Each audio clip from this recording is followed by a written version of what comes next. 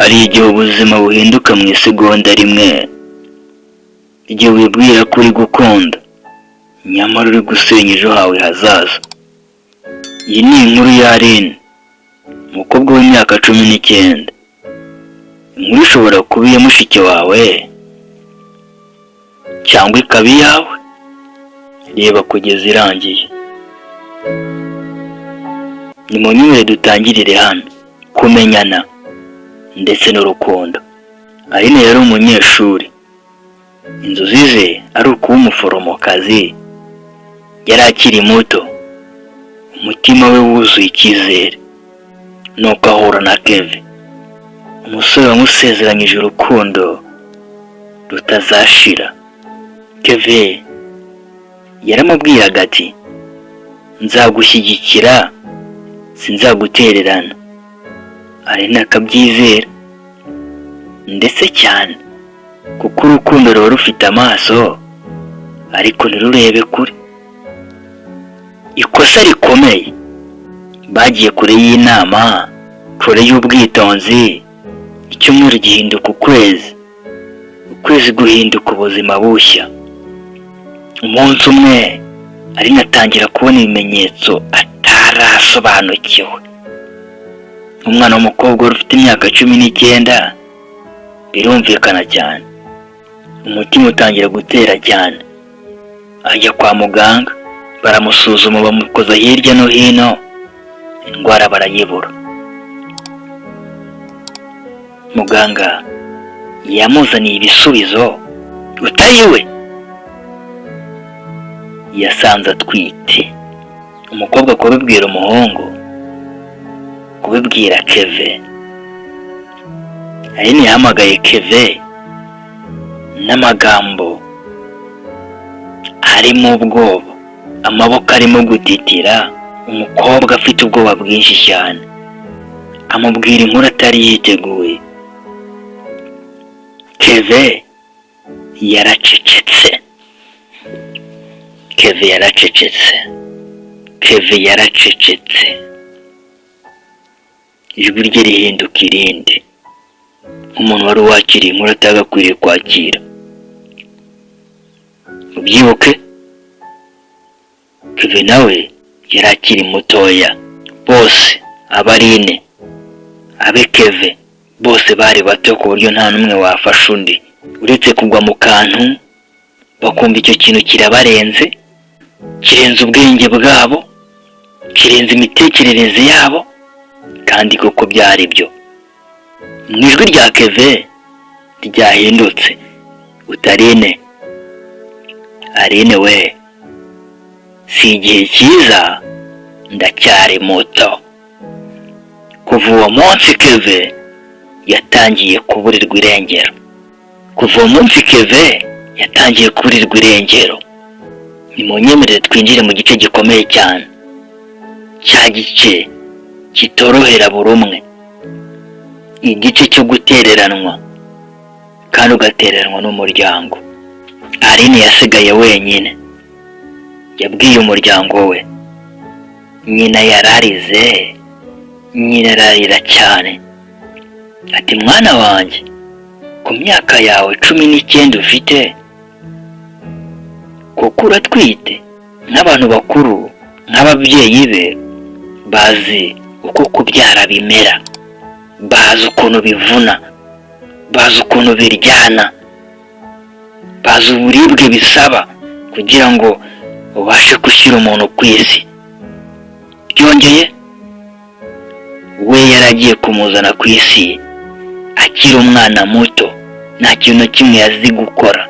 Ni umunyeshuri, n'amashuri ye nta kintu na kimwe yari kuba yayamaza. Se ararakara cyane, aba intare, aba igikoko. Iyo ni inkuru ibikomeye cyane ku mubyeyi w'umupapa, kubona umwana we mutoya utazi ikintu na kimwe ku bijyanye no kubyara. Yamubwiye amagambo akomeye, aremereye, aruta gufata inkota ukayitera mu mutima w'umuntu. Yaramubwiye ati, wangije ejo hazaza hawe, wangije ejo hazaza hawe mwana wanjye. Yirukanwe mu ishuri, inshuti ziramuhunga, jenoside mu mutima wa Aline itangira ubwo. Umukobwa yarababaye, arababara birenze kubitekereza.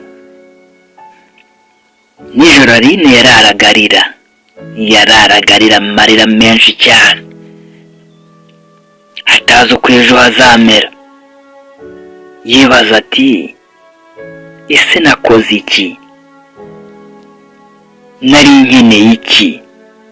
Ibyo byose uko ari kubyibaza, mubyibuka inda irimo irakura. Inda irimo irakura.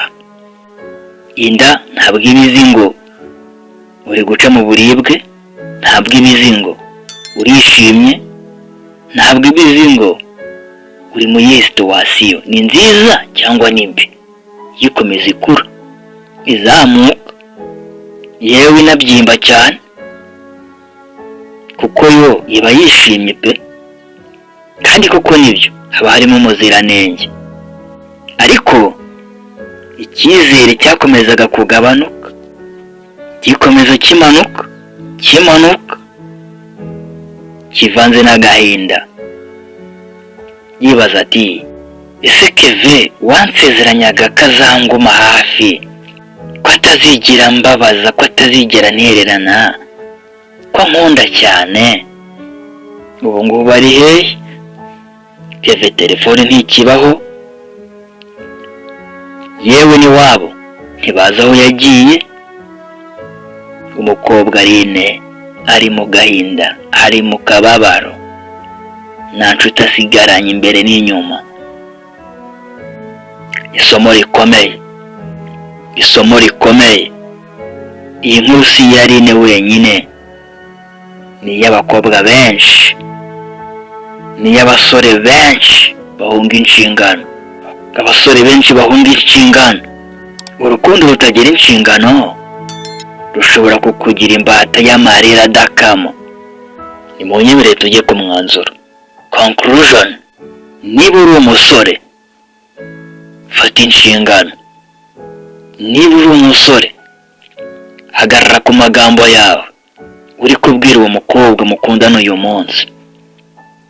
Ijambo ndagukunda wamubwiye ryaje ritegereje, ryaje yaramaze imyaka myinshi cyane arikeneye, arishaka, arakwakira mu mutima we, agufata nk'umwami we. Wa musore we, imbere y'uwo mukobwa urenze abandi basore mu buryo utazi. Rero ayo magambo uri kumubwira uyu munsi niyo ari kumujomba muri uwo mutima. Aramujomba akamukomeretsa mu buryo utazi. Ari nayo mpamvu ahora kugarukira umunsi ku munsi. Ntihagira n'ikintu kibahindukaho, uzashikame hakiri kare.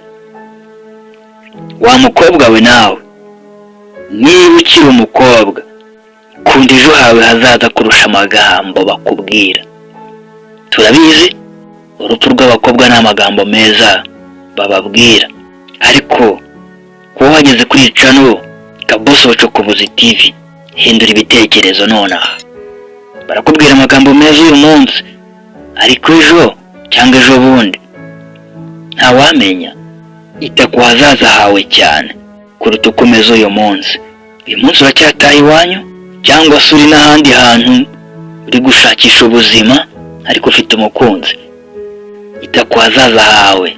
Sangiza iyi nkuru n'undi yayigiraho, kandi subscribe kuri Kabosi Bucukumbuzi TV, kuko inkuru imwe ishobora gukiza ubuzima bwa benshi, kuko inkuru imwe ishobora guhindura ubuzima bwawe iteka ryose, kuko inkuru imwe ishobora guhindura ubuzima bwawe ndetse n'ubwa bagenzi bawe iteka ryose. Kanda subscribe, ukande like, usige ibitekerezo cyawe muri comment. Ese urabyumva gute? Aho wafata uwuhe mwanzuro kugira ngo ntucikwe na episode 2? Ese Herve Bwiza abiri azabyara ate?